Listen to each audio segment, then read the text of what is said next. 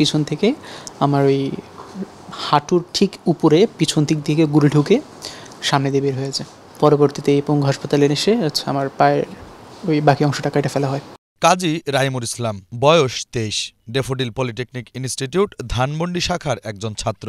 পরিবারকে না জানিয়ে বৈষম্য বিরোধী আন্দোলনে যোগ দেন, কিন্তু 5 অগস্ট যেদিন বাসায় জানিয়ে বের হন সেদিনই যাত্রাবাড়ি এলাকা থেকে তার পায়ে গুলি লাগে। জীবন বাঁচাতে এই বয়সে তার বাম পা কেটে ফেলতে হয়। তো শনি একটা থেকে আমরা যাচ্ছিলাম শাহবাগের দিকে। তো যাত্রাবাড়ি থানার সামনে যখন ছিলাম ঠিক তখনই হঠাৎ করে পুলিশ বের হয়ে গোলাগুলি শুরু করে। আমি ঠিক তখন যাত্রাবাড়ি থানার অপোজিটে ফুটপাতে দাঁড়াইছিলাম আর কি। তো গোলাগুলি শুনে আমি যে কই লুকাবো এটা ভাবতে ভাবতে পরে সামনে আমার একটা গলি ছিল, একটা চিপা গলি ছিল, ওইখানে ঢুকতে যাব ঠিক তখনই আমার সামনে অলরেডি 2-3টা লাশ পড়ে গেছে। তো আমি তাদের টপকে যাবো ওই অবস্থায় যেতে পারতেছিলাম না। ঠিক তখনই পিছন থেকে আমার ওই হাঁটুর ঠিক উপরে পিছন দিক থেকে গুলি ঢুকে সামনে দিয়ে বের হয়েছে। তো আমি তো প্রথমে বুঝিনি যে গুলি লাগছে। তো নিচে তাকায় দেখি যে ঝরঝর করে রক্ত পড়তেছে। তো কোনো মতে এক পাও দিয়ে আগাইতে আগাইতে একটা বাসার নিচে আশ্রয় নিই। তো আমি বাসার নিচে বলতে জাস্ট নিচে বসেছিলাম কোনো মতে যেন আর কোনো গুলি না লাগে আর কি। পুলিশ তো তখনও টানা গুলি করতেছিল। তো 30-40 মিনিট পর কোনো মতে আমাকে বের করে ঢাকা মেডিকেল কলেজে নিয়ে যাওয়া হয়। তো এখানে পায়ে রড বসানো হয়। প্রথমে প্রচুর রক্ত বের হয়েছিল এর মাঝখানে। তো রড বসানোর পর তখন দেখতেছে যে তারা আমার পায়ের হাঁটুর নিচের অংশের সাথে উপরের অংশের রগটা কানেক্ট করতে পারতেছে না। তখন হৃদরোগে পাঠায় আমাকে। তো হৃদরোগে পাঠানোর পরও ওইখানেও আরেকবার ওটি হয়, সেখানেও আসলে পারে না। পরবর্তীতে এই পঙ্গু হাসপাতালে এসে আমার পায়ের বাকি অংশটা কেটে ফেলা হয়। এমন পরিস্থিতির শিকার হয়েছেন পাবনার সদ্য এসএসসি পাশ করা মিরাজুল ইসলামও। একই দিন পাবনা থেকে ডান পায়ে 2টি গুলি লাগে মিরাজুলের, তারও ডান পা কেটে ফেলতে হয়। গুলি লেগেছিল 2টা। কোন জায়গায় ছিল? পাবনা থেকে। পাবনায় আন্দোলনে ছিল? জি, পাবনা থেকে। কত তারিখে? এই আপনার 5 তারিখে। এখন চলে গেছে, কিছু তো আর এখন বলার নাই। এখন বলবো এখন কি তাদের আমি ভবিষ্যতে কিছু করে খেতে পারি, সরকারের কাছে এটাই দাবি আমার। মা আছেন, বাবা আছেন, আমি আর 2 বোন আছেন। সমন্বয়কারীদের কেউ এসেছিল? জি এসেছিল, এসে বলছে যে পা লাগাবে। এখন আমি তো আশা করিনি যে আমার বেটাকে এভাবে আমি দেখবো। আমি আশা করিনি তো যে আমার বেটাকে এভাবে দেখো হয়ে গেছে। কারণ আপনাদের সহযোগিতা চাই, কারণ আমার বেটা যাতে সারা জীবন করে খাবার পারে সেরকম একটা কিছু ব্যবস্থা করে দেবেন আপনারা।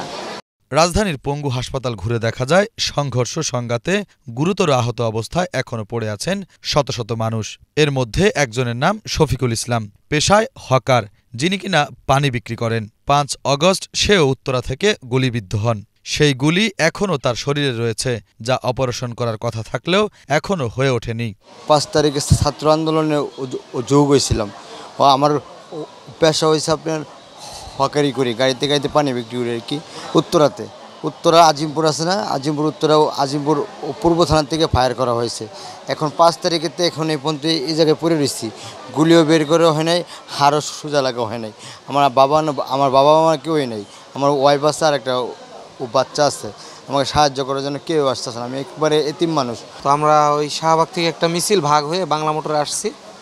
ওইখান থেকে আমরা পুলিশের সাথে, ছাত্রলীগ যুবলীগের সাথে অনেক টাইম মারামারি করছি। করার পরে আমরা কারণ বাজারে দেখে গেছি, আগাইয়া আস্তে আস্তে অনেকক্ষণ ধাওয়াধাওয়ি করছি। পরে 5টার দিকে আমি গুলি খাই পড়ে যাই। আমার সামনে একটা ছেলে গুলি খাইছে, ওরে ধরতে যাই আমি গুলিটা খাইছি। পুলিশে নির্বিচারে গুলি করে, ওই গুলিতে আমার পায়ের হাঁটুর নিচে দিয়ে ঢুকে সামনে দিয়ে বের হয়ে যায়, হাড্ডি ভেঙে।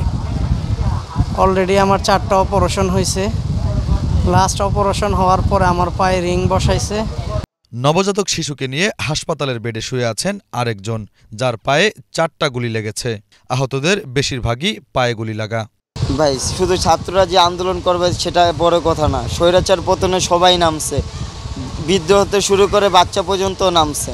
শুনেন, পায়ে 4টা গুলি লাগছে, যদি আরও 2টা লাগতো তাও কোনো স্বৈরাচার তো পতন করছি। যদি 4টা গুলি খায় বিছানায় শুয়ে থাকতাম, স্বৈরাচার পতন না হয়তো, তাহলে আইসা ভিতরে ঢুকা আরও 4টা মাইরা চলে যেতে পারতো। পায়ের নিচে রগ 2টা ছিঁড়ে গেছে, হাড় ভাঙে গেছে। আমার পা ঠিক হবে কি হবে না সেটার কোনো নিশ্চয়তা নেই। আমি আমার ছেলের সাথে খেলাধুলা করতে পারবো কি পারবো না সেটারও কোনো নিশ্চয়তা নেই। আমার ফ্যামিলির হাড় ধরতে পারবো কি পারবো না তাও আমি জানি না। আমার হাসপাতালের পরিচালকের দেওয়া তথ্য অনুযায়ী বৈষম্যবিরোধী ছাত্র আন্দোলনকে ঘিরে সংঘর্ষ সহিংসতায় আহত ১৪০ জনের মতো এখনও রয়েছেন পঙ্গু হাসপাতালে। তাদের মধ্যে ১০ জনের একটি করে পা কেটে ফেলা হয়েছে, একজনের হাত কাটতে হয়েছে। এই ১১ জনকে বাকি জীবন প্রতিবন্ধী হয়ে কাটাতে হবে।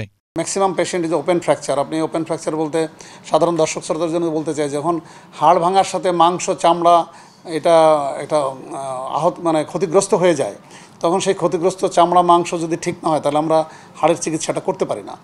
তো সেই গুলির জন্য বা যে কোনো ইনজুরির জন্য তার চামড়া মাংসগুলো থেতলে গেছে, কারো লস হয়েছে, তো সেই জিনিসগুলোর এখন চিকিৎসা চলতেছে। অবজারভেশন, ড্রেসিংস, আমরা বলি সার্জিক্যাল টয়লেটিং, এই কনজারভেটিভ ট্রিটমেন্টগুলো চলতেছে।